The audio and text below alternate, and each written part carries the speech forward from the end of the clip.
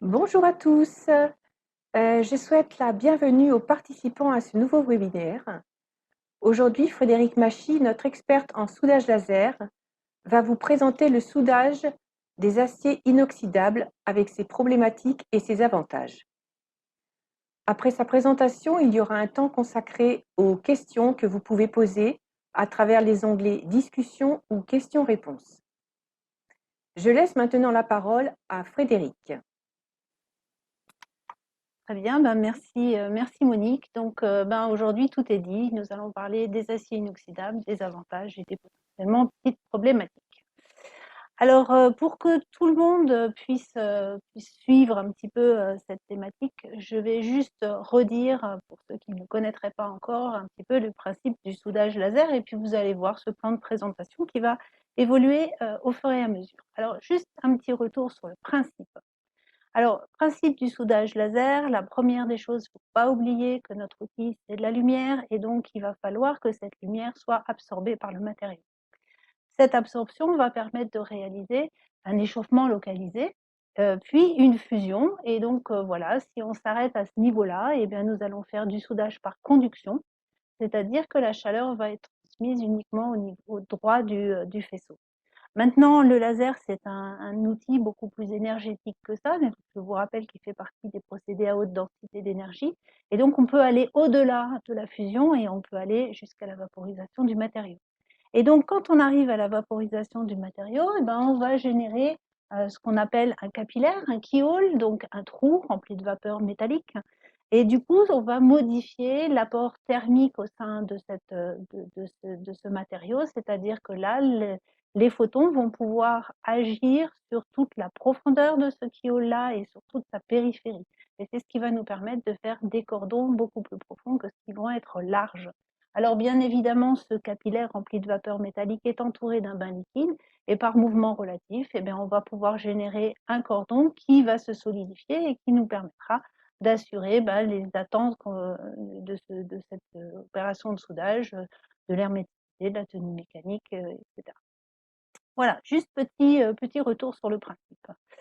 Donc, je vais continuer ma présentation sur l'aspect soudabilité opératoire. Donc, on va parler de l'absorption, de la protection gazeuse, des conditions énergétiques et de focalisation. Alors, par rapport à l'absorption, je vous ai dit, c'est le début de l'opération et c'est vraiment très, très important. Si le matériau n'absorbe pas, eh bien, on ne va pas réaliser un échauffement ni une fusion. Donc, c'est vraiment un point fondamental.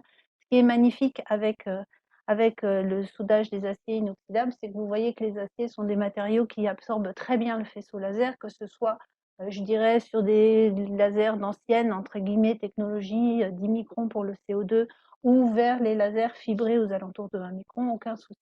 Donc ça, c'est vraiment très bien comme bonne nouvelle, on va dire. Par rapport à la protection gazeuse, là, tout va dépendre de ce que vous attendez de ce joint soudé. Est-ce qu'on a besoin d'un aspect et auquel cas la protection gazeuse devra vraiment être assurée parfaitement pour éviter toute coloration, ou alors si ce joint soudé est au fin fond d'une vanne et pour lequel l'aspect n'est pas important et pour lequel éventuellement l'économie sur le gaz pourrait être un facteur économiquement pertinent. Donc voilà un petit peu pour ces deux côtés-là. Côté focalisation du faisceau. Alors bien sûr, on va focaliser de façon différente en fonction des qualités de faisceau, en fonction de la fibre optique, bien évidemment, mais ce n'est pas ça qui va tout nous gérer. On va aussi penser à la conception, à la présence éventuelle de jeux, aux tolérances de positionnement des éléments qu'on va pouvoir avoir et aussi, pourquoi pas, au niveau des répartitions énergétiques qu'on va pouvoir avoir dans le faisceau. Bon, en quelque sorte, pas de difficulté majeure. Alors au niveau énergétique, comment ça va se passer? Oh pardon, ça allait un peu vite. Alors si on parle de soudage continu, eh bien en soudage continu, eh bien, on va avoir 3 grands paramètres qui vont être la puissance, la vitesse et la position du point de focalisation et qui vont forcément être dépendantes de la cadence de production que vous voulez assurer, de l'investissement que vous voulez y mettre ou éventuellement de sources disponibles dans l'entreprise, de l'impact thermique en fonction de matériaux sensibles, du type de déplacement du faisceau par rapport à la pièce. Donc, vous voyez, ça va dépendant de pas mal de particularités de l'assemblage que vous allez vouloir mener. En ce qui concerne le soudage impulsionnel, là aussi, on va regrouper, je dirais, 2 points importants. Le point énergétique, où on va parler de la puissance crête, la durée d'impulsion, de la forme du pulse, qui vont donc nous donner l'énergie apportée dans le matériau. Mais ensuite, comme très couramment, on ne va pas réaliser des points isolés, on va plutôt réaliser des cordons, eh bien, il va falloir se préoccuper de l'aspect recouvrement qui va être géré par la fréquence et par la vitesse de déplacement. Donc, d'un point de vue opératoire, encore une fois, le soudage des aciers inoxydables ne pose pas de difficulté principale. Ce qui peut éventuellement en poser, et on va voir ça tout de suite, c'est le côté métallurgique. Donc, c'est quand même assez intéressant de mieux connaître le matériau qui prend dans le nez tous les photons qu'on va pouvoir lui envoyer, et on va essayer du coup d'identifier les différentes familles pour pouvoir mieux comprendre comment elles vont réagir, et puis aborder certains points critiques qui sont la fissuration à chaud, les tapures de trempe, les abattements mécaniques. Alors revenons juste un petit instant sur ce que c'est qu'un acier inoxydable. Alors déjà, un acier inoxydable, ça sous-entend que l'élément principal, c'est le fer, mais pour qu'il soit dit inoxydable, il va falloir qu'on ait dans le matériau au moins 10,5% de chrome, qui est un élément alphagène, qui va donc finalement augmenter la taille du domaine ferritique. Et voilà, c'est son action. Et son action est essentiellement la réalisation et la formation d'un film passif, ce film passif qui va venir protéger le matériau par rapport aux agressions de la corrosion. Mais par contre, ce sont des matériaux qui portent très mal leur nom parce que c'est justement leur oxydabilité qui les protège. Alors ces matériaux-là ne sont pas des matériaux très très récents, hein. Ce sont des matériaux qui sont présents depuis le début du XXe siècle. Et déjà, avant la Première Guerre mondiale, on avait déjà des aciers inoxydables austeniques. Alors, je vous ai dit, ils portent mal leur nom parce qu'il ne faut pas croire qu'ils n'ont pas le moyen de se dégrader par rapport à la corrosion. La preuve en est, je vous ai cité une liste qui n'est vraiment pas exhaustive des moyens dont ils peuvent se dégrader, que ce soit de la corrosion intergranulaire, qui est peut-être assez bien connue des soudeurs, mais aussi on va parler de piquration, on va parler de corrosion sous contrainte, on va parler de corrosion caverneuse. Donc vous voyez qu'ils ont quand même des moyens, malheureusement, de se dégrader. Alors voilà un petit peu pour ces matériaux-là. Si on veut découvrir un peu les différentes familles, eh bien, je vous ai dit le chrome, élément alphagène, donc il va augmenter le domaine ferritique. Et donc, s'il est présent de façon assez conséquente dans l'alliage, eh bien, on va être dans la famille des aciers inoxydables ferritiques qui, et ça c'est plutôt sympathique par rapport à l'opération de soudage, ne présente pas de transformation allotropique. Alors ça veut dire quoi? Ça veut dire qu'à partir du moment où les atomes se sont rangés à la solidification et qu'ils ont formé, ils se sont adaptés au réseau cristallographique, eh bien une fois que ça c'est fait, l'histoire est terminée, les matériaux n'évoluent pas. Donc ça c'est plutôt sympathique par rapport au cycle qu'on va pouvoir lui faire subir. C'est un peu ce même comportement que l'on a là sur les aciers inoxydables austénitiques qui sont très souvent, quand on parle d'inox, parce qu'on prend souvent les diminutifs, quand on parle d'inox en tête, on parle surtout d'acier inoxydable austénitique. C'est quand même les plus courants qui nous entourent.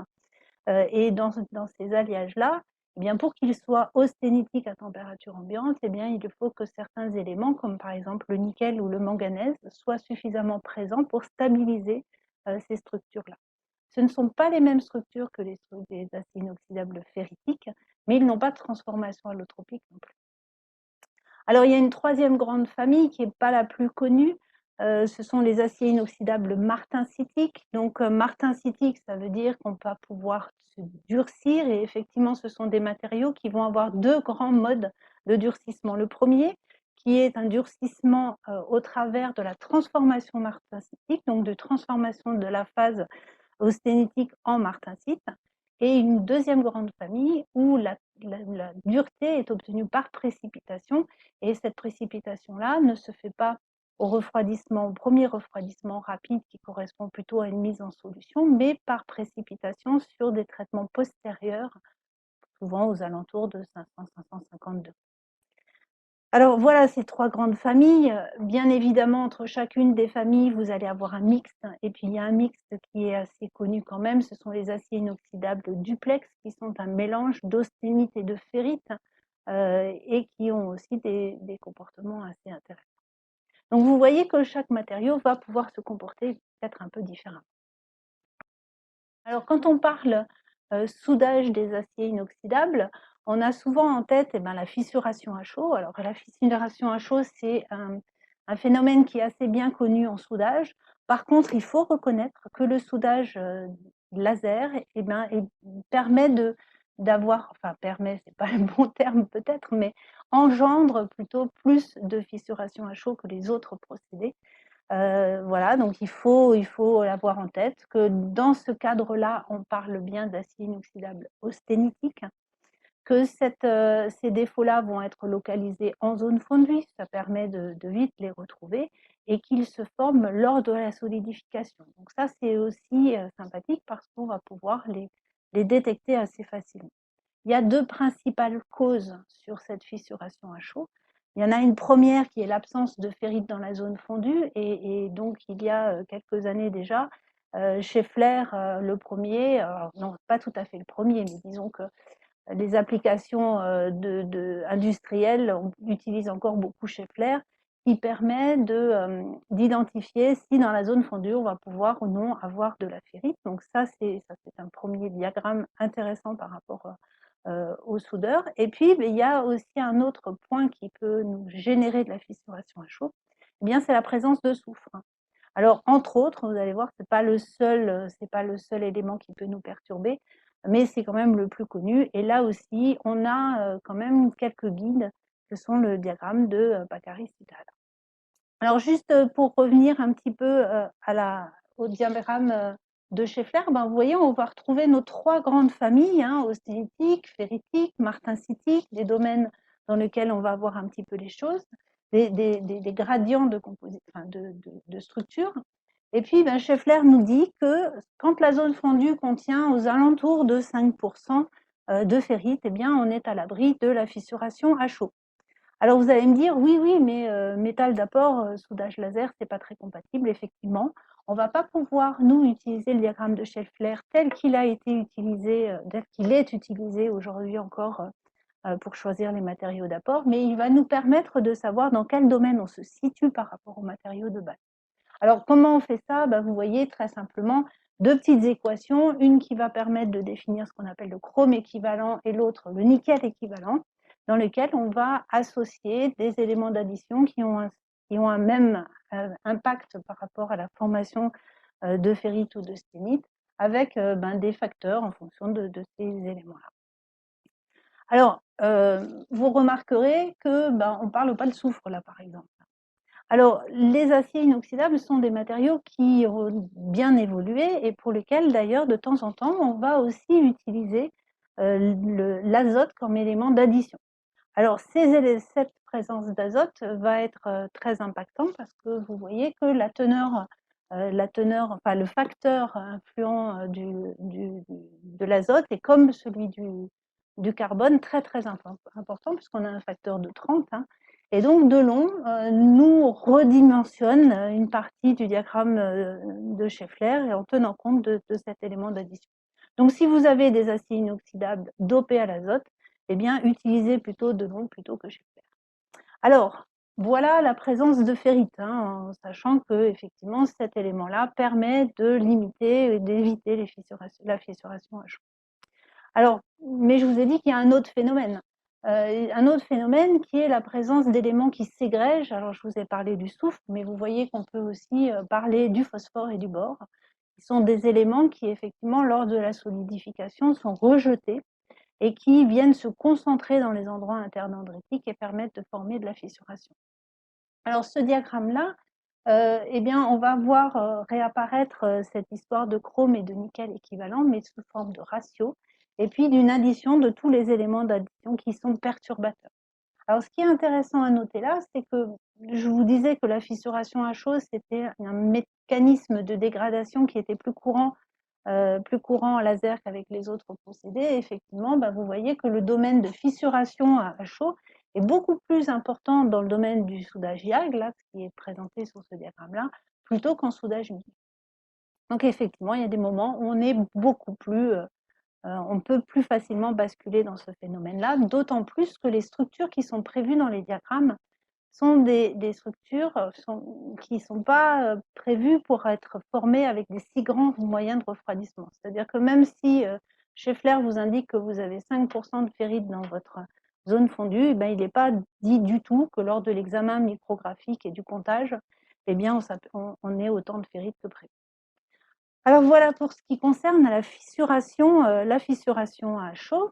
Je vous ai parlé de tapure de trempe. Alors là, on est sur un autre mécanisme. On est sur un mécanisme qui va se produire lors de l'utilisation des aciers inoxydables martensitiques, donc qui peuvent se transformer parce qu'effectivement, c'est favorisé par cette transformation allotropique qui est la transformation martensitique. Et donc, on peut utiliser d'autres types de diagrammes qui sont plutôt des diagrammes orientés vers les traitements thermiques, mais qui nous montrent bien qu'avec des vitesses de refroidissement rapides, on va avoir des matériaux de plus en plus durs. Donc, cette fissuration, où est-ce qu'on va pouvoir la rencontrer? On va la rencontrer encore une fois en zone fondue, essentiellement si vous êtes sur un assemblage homogène, mais si vous êtes sur un assemblage hétérogène, cette fissuration peut être décalée en zone affectée thermiquement aussi. Alors, pourquoi elle apparaît? Eh bien, simplement parce que le matériau va devenir de plus en plus dur, l'allongement va être réduit, et donc finalement, on va demander à ce matériau, à ce joint soudé, de venir résister à des contraintes qu'elle ne pourra pas encaisser, et donc on va voir apparaître de la microfissuration. Donc c'est vrai que c'est, bien sûr, ça ne va pas toucher les matériaux qui ne se transforment pas. Il faut bien qu'il y ait une transformation allotropique pour ça. Je vous ai parlé aussi des abattements mécaniques. Alors, ce qu'il ne faut pas perdre de vue, c'est que le soudage, c'est un cycle thermique. Il n'y a pas à dire, c'est vraiment ça. On va venir chauffer très haut, on va venir refroidir rapidement. Et donc, on va être capable de modifier certaines choses dans le matériau. Et donc, on va voir apparaître des défauts qui peuvent être localisés en zone fondue et ou en zone affectée thermiquement, et qui vont correspondre à quoi? Qui vont correspondre à plusieurs choses. La première des choses, c'est que si votre matériau est durci par écrouissage, c'est-à-dire là, même si vous n'avez pas de transformation allotropique, si vous soumettez votre pièce à un écrouissage, vous allez durcir votre matériau, lui conférer des caractéristiques mécaniques plus élevées. Mais à partir du moment où vous allez remonter à température, vous allez détruire cette recristallisation, vous allez détruire cet écrouissage et voir potentiellement que vous allez aussi recristalliser le matériau. Ce qui peut se passer aussi, c'est que si votre matériau a obtenu ses caractéristiques mécaniques par précipitation, le fait de ramener le matériau à température de fusion et le fait d'engendrer des cycles thermiques importants, monter très haut en température, refroidir très rapidement, vous allez aussi détruire cette précipitation et localement, encore une fois, votre zone fondue, votre zone affectée thermiquement va pouvoir être moins résistant mécaniquement. Alors, il y a aussi un autre phénomène qui apparaît, c'est que quand vous êtes sur des aciers inoxydables duplex, le ratio austénite-ferrite, qui est vraiment très important, va être aussi impacté par les vitesses de refroidissement très rapides, et on va voir apparaître des taux de ferrite qui vont être beaucoup plus importants dans ces deux zones. Alors, je vais continuer ma présentation par des cas industriels, et j'aime bien toujours un petit peu me rapprocher de la pratique. Donc, je vais vous présenter 3 cas un petit peu particuliers qu'on a pu rencontrer à l'IREPA. Alors, la première des choses, c'est une soudure par transparence. Donc, vous voyez, ce n'est pas forcément fabuleux. On va venir traverser une première épaisseur de matériau pour venir accrocher la seconde. Finalement, l'idée sur la pièce, c'était un arbre dans un alésage, en sachant que l'épaisseur de paroi était de 1,5 mm, donc ma foi, quelque chose de tout à fait standard pour l'opération de soudage. Les matériaux, 2 matériaux, je dirais en présence, un acier inoxydable complètement austenitique qui est le 310, et puis un acier inoxydable duplex. Alors, Si on regardait un petit peu comment ça se passait au niveau de chez Flair, eh bien, voilà, on avait à peu près 8% de ferrite dans la zone fondue, donc on se disait, ma foi, c'est fabuleux, tout va très bien se passer. Alors, ça, c'est la théorie. Quand on en arrive à la pratique, eh bien, les examens micrographiques nous ont permis de déceler assez rapidement des microfissurations. Et si on regardait de très près, notre zone fondue était entièrement austinitique. Et là, on se dit, mais chez Flair nous a dit que c'est pas vrai. Ah bah oui, mais alors encore une fois, chez Flair n'est pas fait pour des vitesses de refroidissement qui sont assez rapides comme ceux qu'on peut rencontrer en laser. Et puis, je vais vous montrer aussi un autre cas tout à fait concret. Vous voyez, de nouveau du soudage par transparence, deux matériaux vraiment différents. Et puis, l'attaque métallographique montre bien que finalement, le matériau du haut reste en haut, le matériau du bas reste en bas, que du coup, cette idée que la zone fondue est une zone homogène, eh ben, vous voyez, c'est juste pas du tout vrai. Donc voilà, c'est ce genre de petit cas particulier qu'on peut rencontrer. Alors, du coup, il a fallu intervenir sur les matériaux. Et puis là, je vous ai aussi rajouté cette illustration parce qu'elle est assez sympathique. On a des structures qui sont écrouées. Bon, là, sur la macro, c'est un petit peu difficile à voir. Mais n'empêche que le cycle de soudage a généré localement une recristallisation des grains beaucoup plus petits et donc potentiellement des abattements. Donc même sur du soudage laser qui va vite, eh bien, on peut aussi rencontrer ce genre de phénomène. Autre exemple, donc là l'idée c'est de venir travailler sur un assemblage angulaire sur des épaisseurs fines, 1 mm, 600 microns, un acier inoxydable austenitique, ma foi tout à fait standard, le 304L. Et donc là l'idée c'était quand même d'obtenir un cordon avec une jolie esthétique. Alors les premiers essais montrent un cordon tout à fait régulier mais légèrement oxydé, enfin bien trop oxydé d'ailleurs pour l'application. Donc pas du tout acceptable. En travaillant sur la protection gazeuse, on arrive très bien à régler le problème, mais la partie n'est pas forcément toujours gagnée puisque, attention, on a aussi besoin de pouvoir se positionner correctement, de pouvoir, je dirais, gérer les jeux pour éviter des phénomènes comme celui-ci où finalement on aboutit à une zone fondue bien trop importante sur le dessus, un joli trou, puis une zone fondue seulement sur la partie inférieure. Donc vous voyez que c'est toujours un mixte entre le côté pratique et le côté métallurgie. Là, en l'occurrence, la métallurgie ne posait pas de soucis, mais que les conditions d'accostage, les conditions de jeu, les conditions de positionnement du faisceau sur le plan de joint restent des choses importantes. Encore un petit exemple d'un assemblage angulaire. Là, il s'agit d'un assemblage hétérogène. On va venir souder un acier inoxydable austenitique de fonderie sur un acier inoxydable martensitique. Et puis, vous voyez qu'on a pu rencontrer des difficultés qui n'ont pas pu être résolues au travers des extinctions de cordons et de la fissuration qui a été identifiée comme étant clairement de la fissuration à chaud. Alors, on a réussi à faire évoluer le matériau, ce qui a permis d'éviter la présence de défauts. Et ça, c'est vraiment très sympa. Donc, plus de fissuration, tout va bien. Sauf que finalement, vous avez ici une illustration où on devine la zone de liaison. Et voilà le matériau à l'état dans la zone affectée thermiquement. Puis on voit que finalement, le matériau de fonderie n'est pas si magnifique que ça, qu'il est relativement poreux. Et imaginez que ce pauvre capillaire tombe dans des trous comme ça, forcément ça le déstabilise pas mal. Et ça peut générer ce qu'on voit sur le côté, c'est-à-dire des porosités et pourquoi pas aussi des explosions, donc des éjections de matière qui forcément vont générer des défauts sur le joint soudé. Alors, une petite conclusion par rapport à ça, forcément. Alors, j'ai essayé de mettre dans la balance le pour et le plus et le moins. Alors, vous imaginez de quel côté mon cœur balance, c'est juste assez facile. De vous dire que déjà, souder les aciers inoxydables par rapport au couplage laser-matière, c'est vraiment très facile, il n'y a pas de problématique particulière. C'est du soudage qu'on peut réaliser à grande vitesse, donc ça c'est quand même plutôt intéressant. On peut réaliser des soudures d'aspect dans ces domaines-là. Ça reste un procédé automatique et ça c'est très intéressant par rapport à la répétabilité du procédé. C'est aussi un procédé qui génère des petites zones fondues Donc ça veut dire aussi des faibles déformations et ça nous permet de travailler sur des épaisseurs faibles.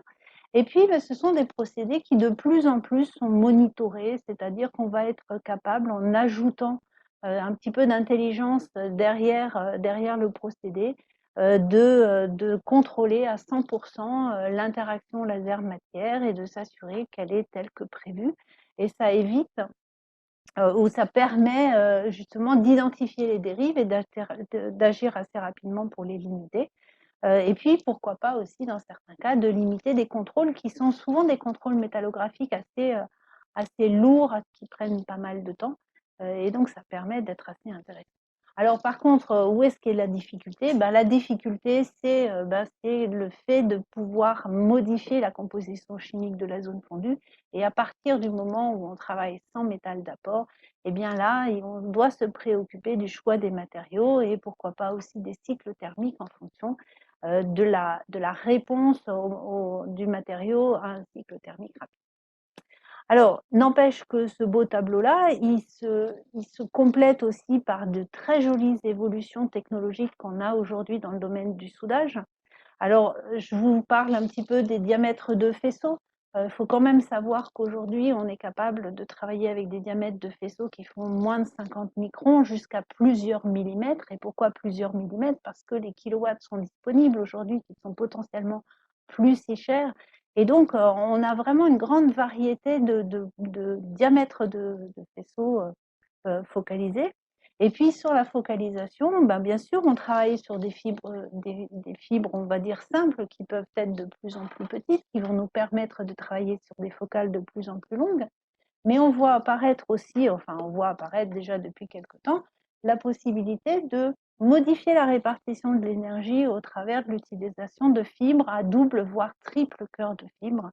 Et donc ça, c'est très intéressant pour limiter des phénomènes de projection qu'on a vu apparaître lors de l'utilisation des lasers fibres, mais aussi qui va permettre de stabiliser l'écoulement du liquide autour de ce capillaire-là et donc de générer des joints soudés de très bonne qualité. Il y a aussi autre chose, c'est que de plus en plus, on va pouvoir utiliser des têtes scanners. Alors, des têtes scanners qui vont permettre de souder beaucoup plus vite. Et là, je pense particulièrement à des soudures de toute petite dimension quand vous tournez autour d'un axe qui fait moins d'1 millimètre de diamètre. Si vous êtes avec une commande numérique, vous ne pouvez pas demander à atteindre des vitesses très importantes. Par contre, si vous travaillez avec des systèmes scanners, vous pouvez très facilement obtenir en tout cas, demander et pouvoir maintenir des vitesses de plusieurs mètres par minute sur ce genre de trajectoire-là. Donc ça permet dans certains cas, par le fait de saut d'une zone à l'autre aussi, de pouvoir réduire le temps de cycle de l'opération de soudage, le cycle global. Et ça, c'est aussi très intéressant de pouvoir, au travers de ces têtes scanners, de dissocier la largeur de la pénétration, ce qui autrefois était juste pas possible. Alors, pour conclure tout ça, j'ai envie de vous dire, surtout, ne reculez plus devant le soudage des aciers inoxydables par laser. C'est tout à fait possible. N'ayez plus peur. Par contre, bien sûr, il va falloir adapter les conceptions à ce procédé un peu particulier pour pouvoir l'utiliser à bon escient. Il faut être complètement rassuré en vous disant qu'il ne faut pas une technologie particulière pour pouvoir travailler et donc pas de coûts supplémentaires pour pouvoir travailler les aciers inoxydables. Vous avez beaucoup de solutions technologiques qui sont ouvertes, donc vous allez trouver plusieurs chemins pour atteindre vos objectifs. C'est peut-être ce qui peut être déroutant et c'est pour ça que l'accompagnement et la formation sont des choses importantes pour que vous puissiez être conscient des avantages, des inconvénients de chaque choix technologique que vous allez pouvoir faire. Et c'est dans ce cadre-là, d'ailleurs, qu'IREPA Laser pourrait vous aider si vous en avez besoin. Voilà, j'en suis au terme de cette présentation et donc si vous avez des questions, je suis à votre disposition. Alors je crois que c'est Monique qui va nous faire l'interprète des questions. Merci Frédéric pour cette présentation. J'ai une première question là qui nous est arrivée. Quel type de gaz peut-on utiliser lors du soudage des aciers inoxydables? parce qu'il reste encore quelques résidus de mauvaises habitudes. Historiquement, le soudage laser, c'était du soudage CO2 et donc pour lequel on pouvait avoir des difficultés au travers d'un plasma absorbant. Et donc, une des solutions pour régler ce problème-là était l'utilisation d'hélium. Aujourd'hui, l'hélium, c'est un gaz qui est de plus en plus cher et de plus en plus rare. Donc déjà, la super bonne nouvelle, c'est plus besoin d'hélium pour pouvoir souder les aciers inoxydables. Alors, après, il nous reste quoi comme gaz parfaitement neutre? Eh bien, il nous reste l'argon. Mais finalement, les temps d'interaction laser-gaz sont tellement courts qu'on peut très souvent aussi utiliser de l'azote, qui est un gaz beaucoup moins cher, beaucoup plus disponible dans les ateliers. Et donc, c'est une des propositions que je peux être amenée à vous faire, hein, c'est-à-dire de vraiment travailler avec de l'azote comme gaz de protection. Une autre question. Si je change ma matière au sein d'une même famille, peut-il y avoir un impact sur le résultat? Alors oui, je vous ai parlé des 3 grandes familles d'acier inoxydable. Mais il faut se dire qu'à l'intérieur de ces familles-là, vous avez beaucoup de nuances différentes. Et bien évidemment, ça peut avoir un impact non négligeable sur les vitesses que vous pouvez utiliser, voire sur l'apparition de défauts qui pourraient se former. Je pense par exemple à l'apparition de fissuration à chaud sur les aciers inoxydables austenitiques. Donc oui, ça peut avoir un impact. Quel est le rôle de la qualité de surface?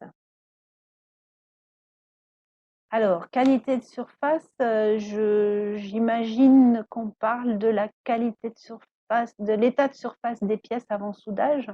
Alors, si c'est bien la bonne interprétation que je fais de la question, vous voyez que les aciers inoxydables sont très bien absorbent très bien le faisceau. Donc, on n'est pas vraiment gêné par ça. Pour autant, je mettrais un petit bémol. Si vous voulez travailler par conduction, on est quand même plus sensible à l'état de surface, mais si vous travaillez en mode keyhole, quel que soit l'état de surface, vous obtiendrez des résultats tout à fait stabilisés et équivalents.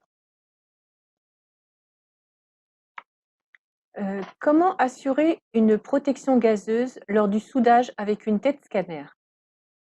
Hmm. Alors ça, c'est une très bonne question et je milite beaucoup pour l'utilisation de cette technologie parce que ça ouvre des opportunités très sympathiques. Par contre, effectivement, c'est beaucoup plus compliqué puisque on ne va pas pouvoir accrocher la protection gazeuse à la tête qui peut dévier le faisceau sur un champ assez important.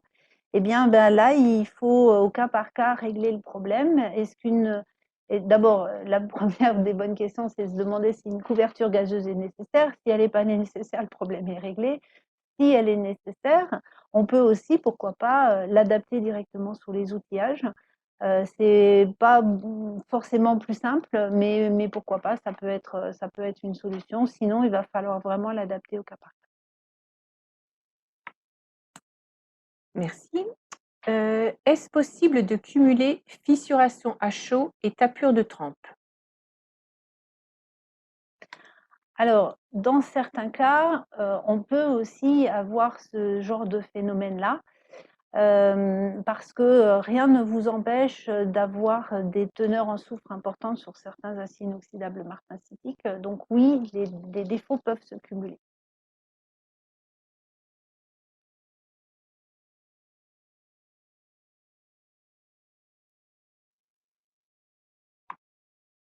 Un nettoyage de composants est-il nécessaire avant de souder? Ah, la préparation, on pourrait en discuter aussi longuement. Tout dépend des compositions, des conceptions de joints soudés. Si vous allez réaliser une trajectoire fermée et que la salissure ne pourrait pas s'évacuer de proche en proche, ça peut poser des gros problèmes. Donc, c'est toujours mieux d'être dans des bonnes conditions de propreté. Et quand je parle de propreté, je ne parle pas de particules métalliques ou de dimension de particules métalliques, mais je vais parler d'un film lessiviel qui va générer beaucoup de gaz lors de l'action chauffe du faisceau. Je vais parler de graisse, je pourrais parler de produits de potayage qui resteraient absorbés en surface des matériaux. Donc oui, la protection, la préparation reste quand même une des grandes, la meilleure solution pour avoir du soudage de qualité.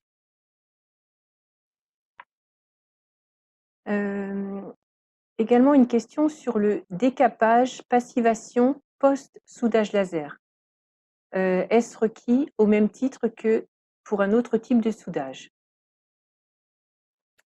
Alors, la zone fondue, la zone affectée thermiquement, du coup, ne sont pas passivées, ne sont pas passivées de façon chimique, elles vont se repassiver de façon naturelle, c'est-à-dire que ce film d'oxyde de chrome se forme spontanément. Par contre, si on a besoin de pouvoir résister à des contraintes de corrosion sévères, il est quand même très intéressant de décaper, donc d'éliminer cette couche d'oxyde de chrome et de la reformer uniformément sur la totalité de la pièce. Et donc, un décapage et une repassivation, c'est aussi une des bonnes garanties pour pouvoir tenir à la corrosion. Maintenant, je ne vous cache pas qu'énormément d'applications industrielles aujourd'hui ne subissent pas de décapage, repassivation après soudage. Après, c'est aussi en adéquation avec le milieu dans lequel on va venir faire fonctionner les pièces. Donc, encore une fois, c'est à valider au cas par cas. Concernant le métal d'apport, vous nous avez parlé de soudage laser sans métal d'apport. Et dans quel cas peut-il être nécessaire d'avoir un métal d'apport? Et dans ce cas, de quel type? Alors, métal d'apport, effectivement, on tend à ne pas en mettre simplement parce que ça complexifie le process. Maintenant, dans quel cas on pourrait en mettre? On pourrait en mettre quand la fissuration à chaud l'impose, mais on va plutôt chercher à travailler sur la nature des matériaux. Mais par contre, si vous avez un jeu excessif, si vous avez des conditions d'accostage qui peuvent être délicates, je vous ai montré des pièces de dimension tout à fait réduite ici, mais on pourrait très bien imaginer le soudage d'une voiture de chemin de fer de 20 mètres de long, accostage quasi zéro, pas possible. Donc dans ce cas-là, l'utilisation d'un métal d'apport permet d'avoir beaucoup plus de souplesse par rapport à la présence éventuelle d'un jeu. Donc voilà, ça c'est une des idées qui me viennent directement en tête. Donc ça peut être intéressant. Par contre, il ne faut pas perdre de vue qu'il va falloir utiliser de l'énergie pour pouvoir fondre ce fil et pour pouvoir quand même, je dirais, créer une liaison, une fusion des bords à souder. Donc ça demande un petit peu plus d'énergie. Alors maintenant, qu'est-ce qu'on peut utiliser comme fil? Eh ben, on va pouvoir utiliser des fils qui sont disponibles sur le commerce. Ce n'est pas parce que c'est du laser que ce sera différent du soudage à l'arc, par exemple. Une question sur les normes.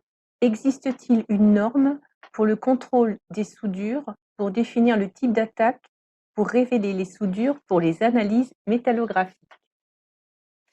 Alors oui, là aussi, les normes peuvent être un guide intéressant parce que vous allez y retrouver des réactifs. Donc, j'ai pas la référence de la norme en tête, mais effectivement, il existe une norme, entre autres, dans lequel vous allez retrouver les différents réactifs à utiliser. Alors, en fonction de ce que vous allez vouloir révéler, il faudra utiliser plus l'un que l'autre, mais je dirais traditionnellement, vous pouvez utiliser des réactifs à base de, sulfate de cuivre et d'acide chlorhydrique nitrique, donc couramment de l'Orégal, de l'acide oxalique en électrolyse, du perchlorure de fer avec un peu d'acide chlorhydrique. Et si vous avez besoin de faire des contrastes de couleurs, là on pourrait parler de soude. Enfin voilà, il existe plusieurs choses, mais c'est vrai que les normes sont disponibles et je vous engage à m'envoyer un petit mail, je vous donnerai la référence de la norme.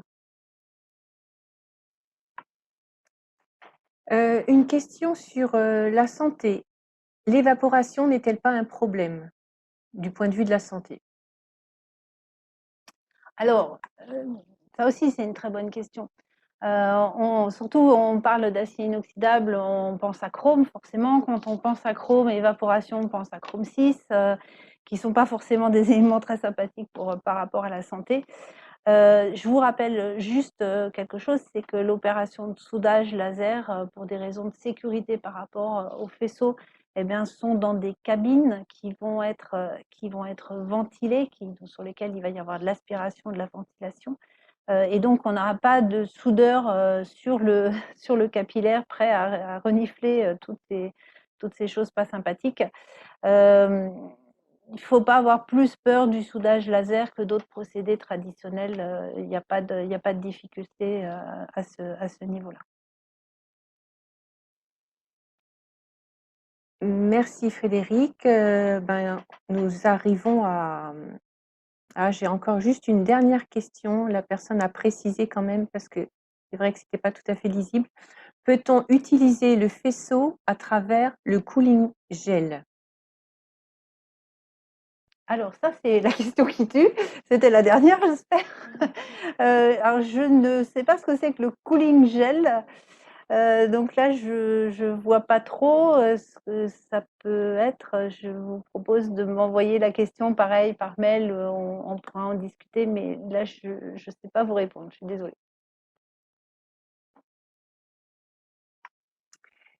Très bien.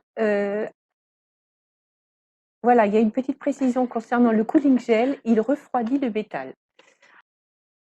Oui, alors le soudage laser génère des refroidissements qui sont déjà très très drastiques. Je ne suis pas si sûre qu'on ait encore un intérêt à augmenter les vitesses de refroidissement. Oui, mais je ne sais quand même pas beaucoup plus ce que c'est. On pourrait reparler juste du gaz de protection qui, on pourrait se dire, pour avoir une action de refroidissement, bon, c'est juste assez insignifiant. Donc, ce gel-là, je ne sais pas comment il résisterait déjà à la fusion du matériau. Donc, ça sous-entend qu'il doit se placer après la solidification. Vraiment, je sais pas vous répondre.